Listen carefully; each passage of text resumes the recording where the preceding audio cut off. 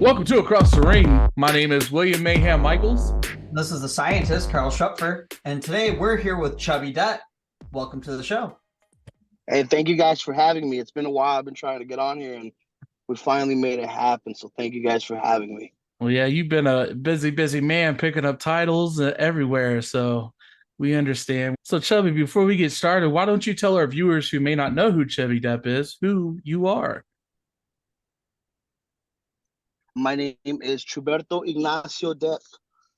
I am a wrestler based out of Tucson, Arizona, built from Douglas, Arizona, where I am right now at this moment in time. So my connection is off. That's probably why, man. But I've been wrestling for about 2.5 years. But was trained by Chris Evans at Cobra Clutch Pro Wrestling Academy in Tucson, Arizona.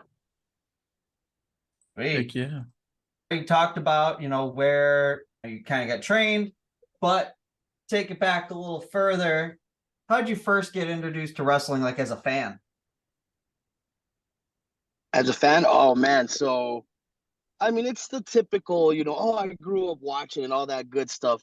But yeah, there's no other sport that I've watched religiously in my life other than professional wrestling. My family is a pro wrestling family. We're not a football family. We're not a baseball family. As far as I can remember, maybe 2 or 3 years old, I'd sit with my grandpa in the living room and just watch old WWF videos with him, with my uncles. And I guess from a young age, maybe like 3 years old, I used to sit on my uncle's chest when they were laying down and just say Yokozuna. So I'm guessing Yoko was my first favorite wrestler.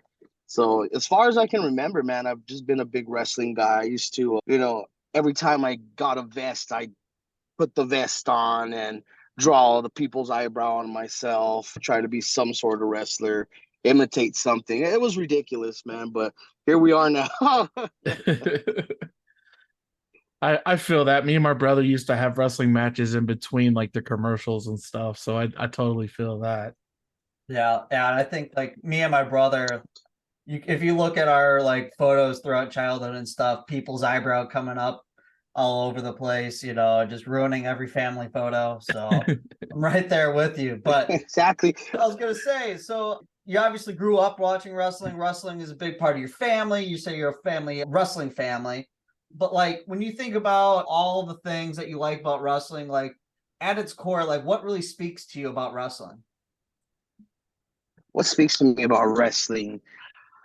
Oh, that's a good question, man. I would guess it's the not guess. I would say it's the storytelling, just how, most of the time, just two men in the ring captivate an audience of from dozens to hundreds to thousands, just that just taking them by the hand and just taking them along for a ride, making them feel every emotion that they can. That's what captivates me about wrestling, being something bigger than yourself. Because in this life, like life is great, don't get me wrong, but we always want to be something bigger than we are. And I see movies, I see TV shows, and they're all characters, but for these characters to do it continuously, week after week, month after month, year after year, to just have you in the palm of their hand, it just speaks volumes. Like, for instance, I've never been a big Hulk Hogan guy. I've never been a big Hulk Hogan guy. Even, back in the mid 90s, the whole NWO thing, I wasn't a Hulk Hogan guy. And there was one SmackDown that I went to. I want to say it was like 2002. It's when Hogan came back to WWE and he won the Undisputed Championship from Triple H. There was an event that took place at the Tucson Convention Center. I went with my grandpa, with my uncles, and some cousins. And in fact, it was that same episode. You've seen the meme where Stacy Keibler's legs are on Vince McMahon and his head's blowing up and all that stuff. Yeah. It was that episode. And at the end, Hulk Hogan and Triple H come out. And I'm swearing I'm gonna boo Hulk Hogan. But Hulk Hogan came out, and as soon as he came out, I was an instant Hulk Hogan fan. He grabbed me. He did exactly what he needed to do. And I'm like, wow, that's Hulk Hogan, So that's what captivates me about wrestling, man. I was doing the whole poses at the end of the show and everything too, man. I was like, oh, wow, he got Yes. me. You got Hell me, that son of a yeah. bitch. So I love talking about the past and being a fan, but I want to jump ahead a little bit into like your training. Like when you first got into it, you're a little bit older when you got into it, right? When you finally decided to take that leap. Yes, yes, So what finally yes. pushed you over the edge and said, you know what, I'm gonna chase my dream. This is what I want to do. I wanted to do it, man, since I was before my adolescence. I used to have backyard wrestling here in my mom's. I broke my ankles, my hands, and there was nothing in my hometown, like, there was no schools, there was nowhere where I could travel like an hour, 2 hour distance. There was no schools heard of. And there was this one show in Tucson at The Rock. It was by a company called Cactus League Wrestling. They're defunct now, I believe. Mhm. Yeah, they are defunct. But no, one of my good friends, he's all, let's go to this indie show. I had never been to an indie show before. And it's free. I was like, okay, I'll go. At that show, um, I saw Chris Evans. Little did I know Chris Evans was a wrestler, right?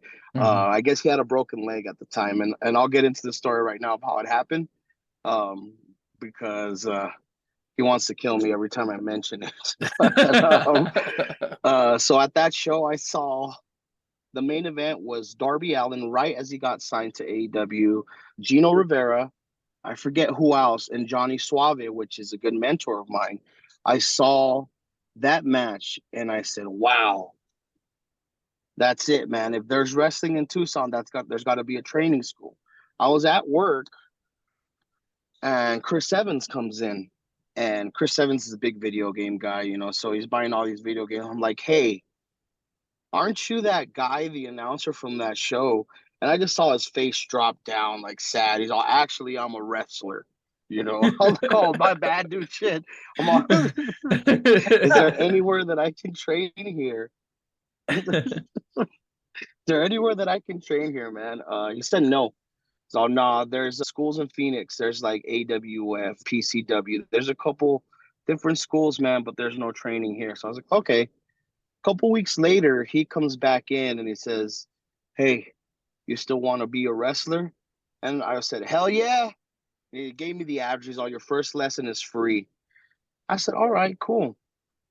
So I show up that first day. It's the worst pain I've ever been in my life, man. That shit was ridiculous. I wasn't even allowed to bump, but just the rolls and everything. I was Yeah. sore in places I didn't know my body had, man. But it was real cool. And then unfortunately, COVID happened right after that. Mhm. So, we were like, shit, where do we go from here? We stopped training for a while. Then about 3 months later in the summer of 2020, hey, training starting back up if you want to come. And that's where I met Ricky Reyes. That first day, it was just me and him at training. Mhm. And we've never left. We never left, man. And it's been a journey ever since. And it That's hurts like hell, but it's beautiful. That's incredible. We've had the pleasure of talking to quite a few people that their early career was pretty significantly derailed by COVID. Like Brittany Brooks is a good example. I believe Cosmo was a good example. There's a few Yeah, others as Cosmo. well where just life spoke to you and said, "Hey, it's time to be a wrestler." And then life said, "You know what? Actually, you need to slow down for a minute and we're going to put a little pause on that." And it takes a lot of courage to be like, "I'm going to finally chase my dream," and then have a setback like this, and then still be able to pursue it to completion, and now be actually being a wrestler and kind of doing what you had always dreamed to do. That's really cool. Oh man, it's wonderful. I was in a band for about 10 years. There's that high that we're always chasing as entertainers. There's always that high that we're chasing. Being in the band, playing so many shows, I got to do a couple cool little tours with my bandmates. But for me personally, a stage of musicians versus the stage of the art of professional wrestling, the high from professional wrestling is just so much greater.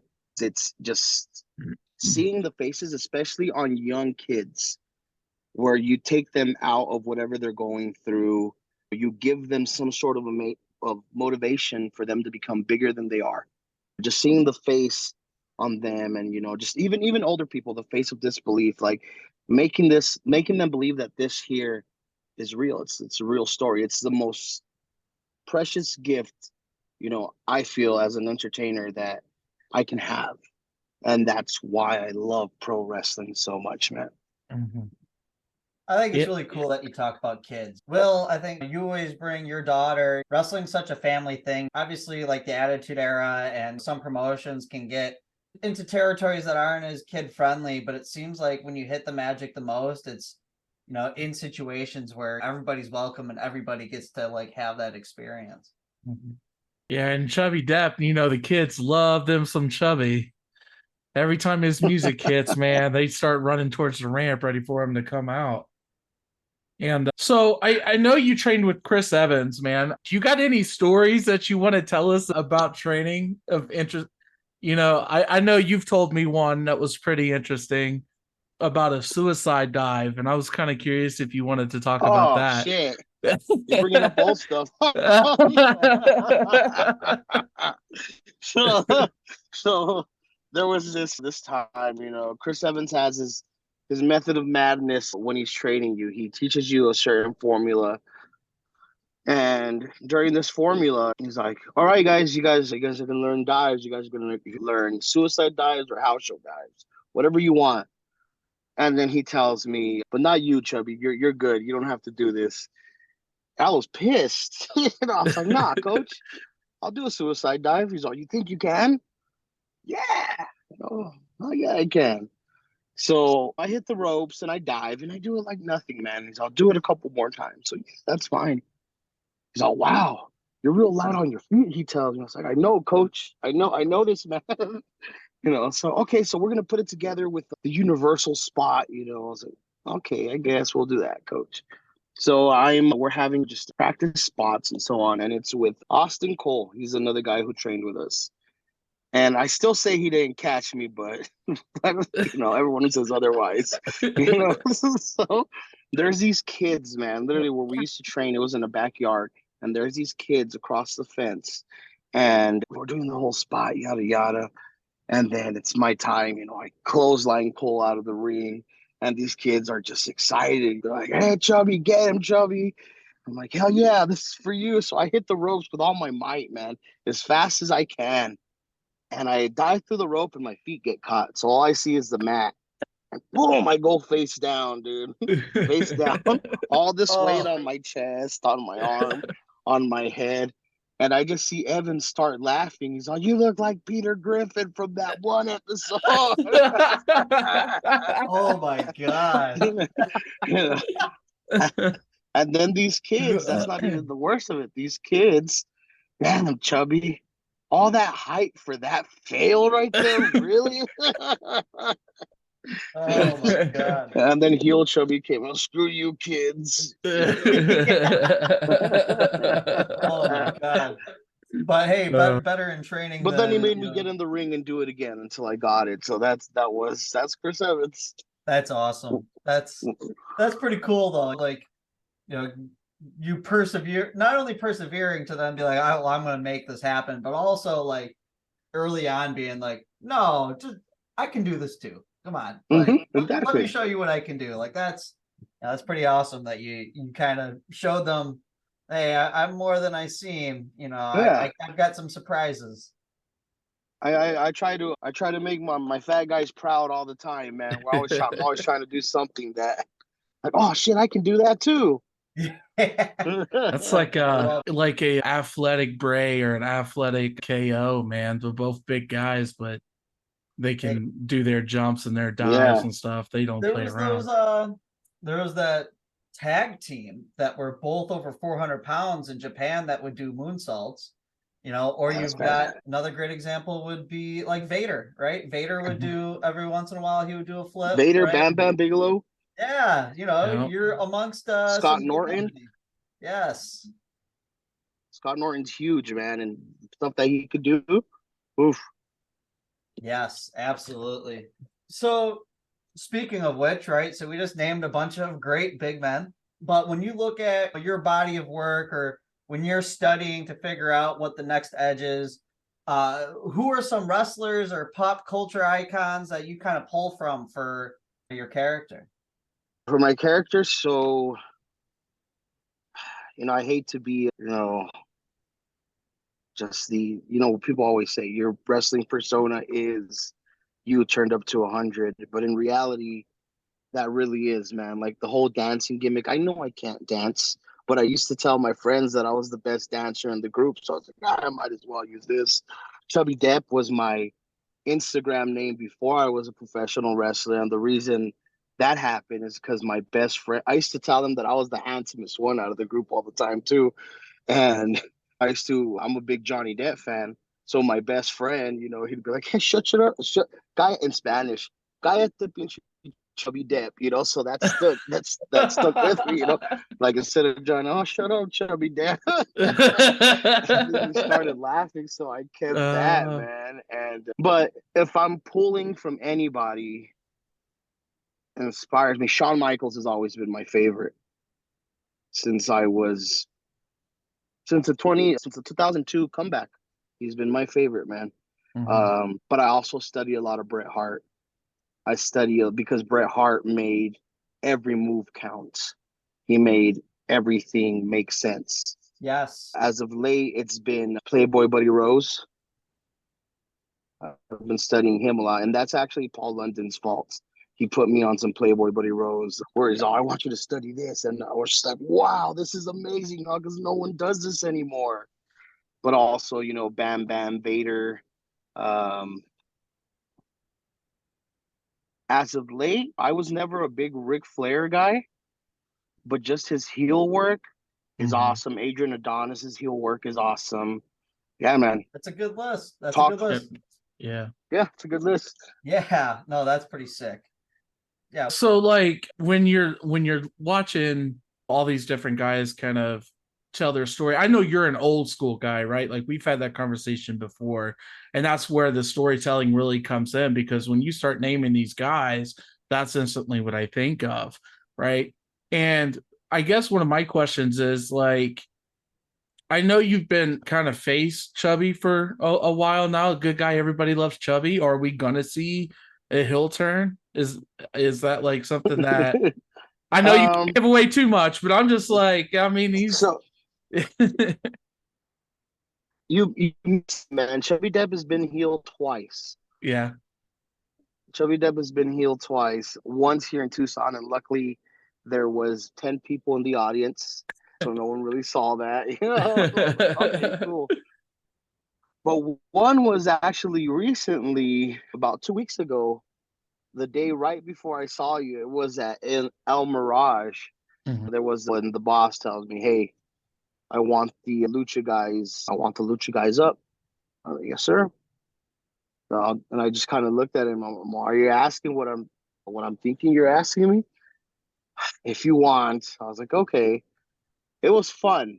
It was very, very fun, man. But I got my ass kicked by a whole bunch of little kids at the end of the match. They were just kicking me and Ricky at the bottom of the ring. We felt betrayed. They felt betrayed, I think, man. So, Hey, but I don't know, man. We'll see. maybe those kids set you right already, and maybe bad guy is not your forte, and being the good guy is your place to be. Which that's awesome. Like sometimes it's cool that a wrestler can always be the same thing, right? Like, has Rey Mysterio ever been a heel? I don't think so, but like nobody's like Rey Mysterio is stale, right? So like you can just be interesting and just be liked, right? So I think that's a cool thing to try to work towards. And Chubby, I know for you, family's a really big thing. You mentioned your family a couple times already. Who do you feel was one of your biggest supporters out of your family once you decided to pursue your wrestling career? My grandpa, man, easily. My grandpa is my biggest fan.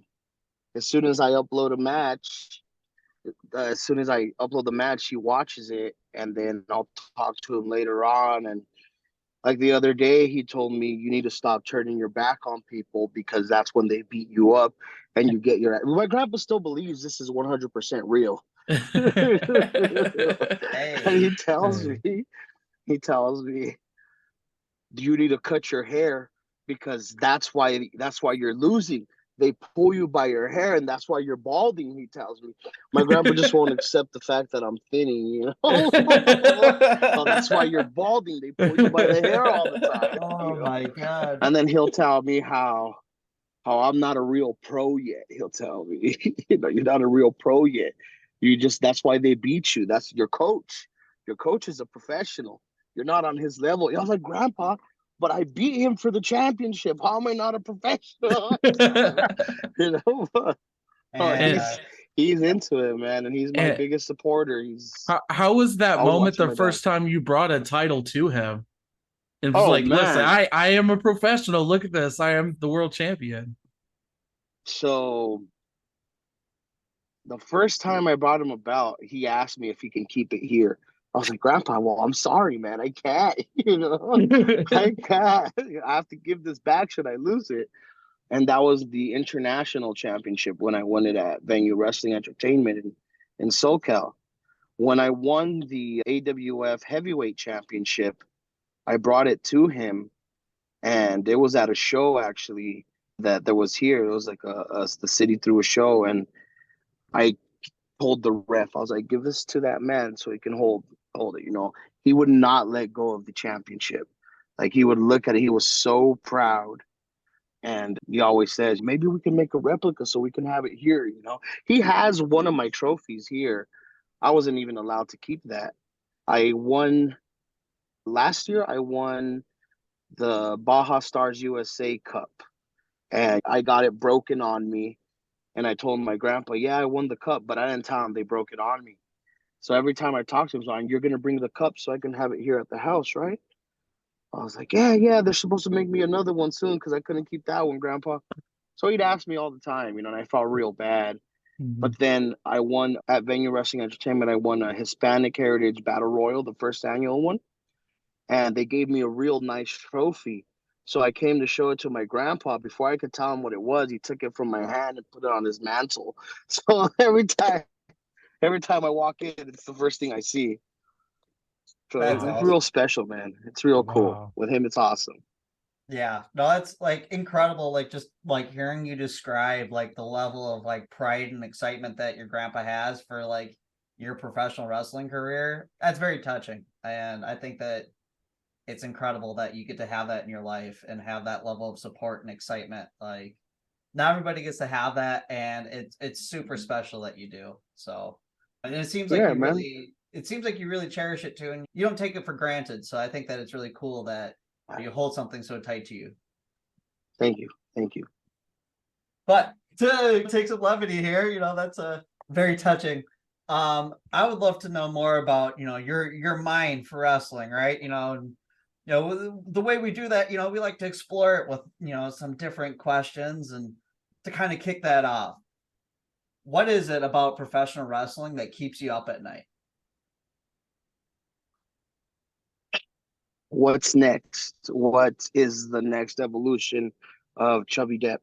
If it's just a tweak in the character, a tweak in the look, I'm always thinking of what's next because there's always the that mentality of, oh, someone's gonna come take my spot.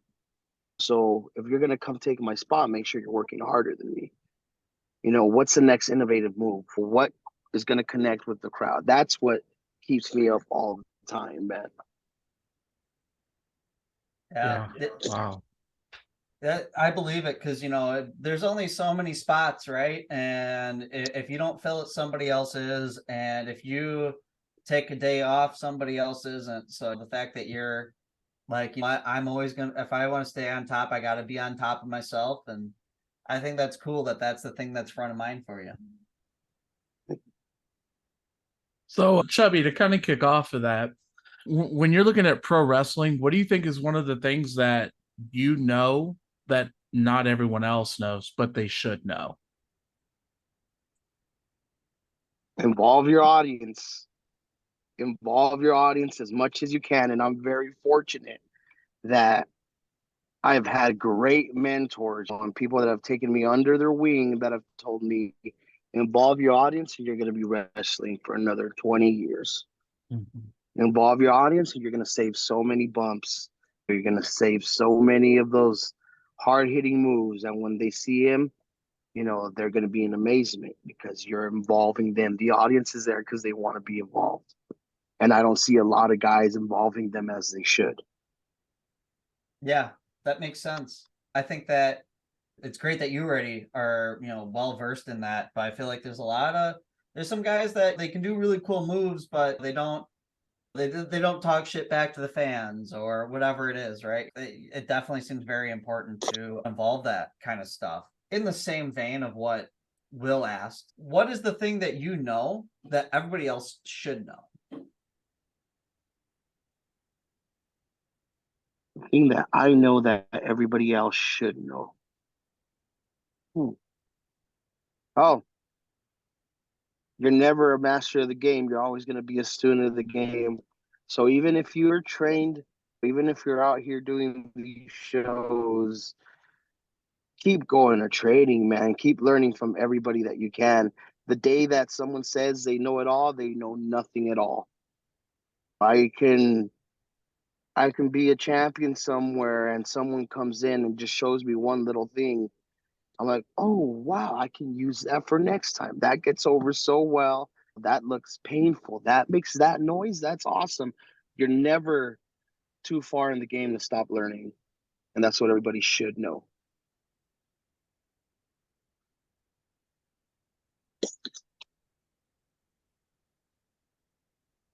So for you, Chubby, what is one of the things that you're most excited for? Like when you react, what are you looking for? What am I looking for Mhm. in what sense, my good sir? Like I guess in reaction for the viewers of your match, like when you're doing something, like what kind of reactions are you trying to draw from the crowd? I'm trying to see smiles at the end of the match. I'm trying to see heartbreak at the end of matches. I'm looking for whatever the story is calling for. If you're a fan of the bad guy and the bad guy wins, I'm looking for you to be happy. I'm looking for that smile on your face. If you're sad that I lost, I'm looking for, that big frown. But the biggest reaction, and I'll say it again, like if I can see just that, like that time that I saw Hulk Hogan, if I could see that in someone's face, like a kid, like he got me, just that look of amazement, that makes me happier than anything, man. I'll go to the back, I'll shake hands and say, good job, we did it tonight, guys. Oh yeah, Yeah. that's beautiful. I'm really impressed by just like how driven you are to like try to create such a large impression among fans. I think it's really incredible how you really put your effort forward to ensure that fans are not just having a good time, but are given the biggest and brightest impression possible. I think that like it really shows through in your Oh, work, yeah, man. and I think that's impressive. And in that vein of such a positive guy you are, you talk about how much you want to put a smile on your fans' faces. You want people to be like, "Oh my God, I can't believe I just saw Chubby Depp." All the stuff like that. A lot of a lot of times in wrestling, whether you're a fan or a worker, uh, you can get really caught up in the weeds of what you don't like. Maybe you don't like a trend, or you don't like, the way certain people wrestle, or whatever it is, right? But I feel like that's something that overshadow how you guys are doing this for a reason because you love wrestling. So with the positivity and Exactly. with that in mind, to you, what is the best thing about professional wrestling? The brotherhood. The brotherhood of professional wrestling, man, is the absolute best thing that there is. It's family. It's friends that become family, man. And you see the passion that everyone has for it in that locker room, the love for the sport, the respect for the sport. And granted, there'll be some of us that don't respect it as much, and let a lot out that they shouldn't let out. Granted, we're in 2023, right? But it's still real to me, damn it. And it's just that brotherhood, man. The I have your back mentality that there is in locker rooms. And Mhm. again, granted, not always everybody's gonna get along. Family fights, man. But if there's one thing that I cherish about this business, it's that the brotherhood in professional wrestling. And I And love I the mean that for not only like the workers, man. Mhm. Huh? And Yeah. it's not even like just the workers, man. It's everybody involved, from the person recording to the person taking photos to the person running sound to the ring crew to the fans that are involved. It's that brotherhood because we all love that same exact thing, Mhm. and that is always going to win me over 100%. I liked wrestling when I started. I am completely in love with professional wrestling in this moment in time. Oh yeah. And I love the fact that you brought up brotherhood because earlier you mentioned some of your mentors. You have Paul London, who you just dropped the title to here recently. And now You Chubby want start my ass? yeah, Chubby starting the chase. How influential was Paul London to you in your career? Because I know he brought you up recently on another podcast and was talking about you. So I'm just kind of curious, like how influential he is for you. So he's one of the action figures that I still have intact from when I was a kid. you know, I remember watching him and Kidman when they were a tag team early on. And because of my grandpa was always like, this guy's better than this guy, saying London was better than Kidman. So we'd Mhm. always watch him, and actually getting to know the guy and what knowledge he always has to offer is just amazing. The dude is such he deserves more than he gets, man, because he's a mind. He is a mind, that man. And he's one of the guys, he's one of the Shawn Michaels that I watched, him, Kidman. I feel like AJ Styles, all those guys. He's one of those guys that I was just always blown away by. So, he's up there for me. He's up there for me. And I can't wait to get in the ring with him again, man, because this time it's gonna be different. We'll see. I mean, you kind of dropped it unfairly. Oh, Reiner want to cash in his championship opportunity and cost you your own title. So So I'm I can't kind get away from these guys. of. Oh my I goodness. completely understand that. Yeah. Well, it seems like you are just like beyond abundant with just amazing people in your life that are influencing you in such a positive way, whether it's the support at home, the mentors that you are so lucky to have in your life that are inspiring you to grow into such a mainstay in your area. You're one of the bigger stars to come through the area, and with how short your career has been so far, it seems like the sky's the limit. And personally, as somebody that I've never It gotten to is. see you wrestle like in person, right? Like I've seen clips from when Will goes to shows. I've never got to see a Chubby Depp match, but just learning just from what you're saying today, I feel like I first thing I need to do when I visit the area is see you wrestle. But that being said, not every fan is like me. I'm certainly impressed, but some fans, they're so hard to impress. You could offer the world and they'll still say, show me more. So for those fans that are listening to, our Hmm? conversation today, and they're like, you know what, I need a little more. Tell me why I should see Chubby Depp wrestle. What's your message to those fans? Because Chubby Depp will give you a show only like he can. And that's ripping off 95 Sean, but it's the damn truth. You'll leave there satisfied, man. You'll leave there satisfied. This is in Arizona, where I wrestle, is literally where the big boy plays. Okay, so you're gonna have a good time. You're gonna have a good time should you come watch Chubby Depp wrestle. Should you come watch, an AWF show, you're gonna love the excitement of the roster. Should you come watch me in Arizona at an RWA show, you're gonna be just mesmerized. Not only you're gonna be excited, you're gonna want to come back. If you come in not a fan of wrestling, you're gonna leave a fan of wrestling. Hell yeah. Heck yeah. That's great. You know, the idea of I think you're right. Anybody that says they doesn't like wrestling just hasn't seen the right wrestling yet. And it sounds to me like that right wrestling might be a Chubby Depp match. And guys, I'm going to go ahead and get this ended, but I do want to say that you guys can all check out Chubby Depp at RWA shows. He's constantly at PWL in El Paso, also in AWF, all and SoCal. He's all over the place. So if you're over on this side of the woods, you got to check him out. You guys can also check out Chubby Depp on Facebook. It's Chub E Depp because I don't know, Facebook I guess didn't want me to bully myself and call me chubby, you know. But yeah, man. There you go. There you go. So you can check him out there. Go follow him, man. I mean, he's got a lot of followers anyway, so he needs more. He needs more. He's getting bigger. He needs more fans. Check him out. Chubby, I do want to take the time, man. Thank you so much for coming on the show, bro.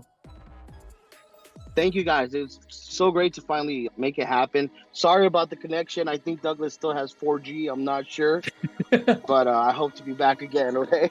Heck yeah, man. We appreciate it. And guys, like always, you never know who will be across the ring.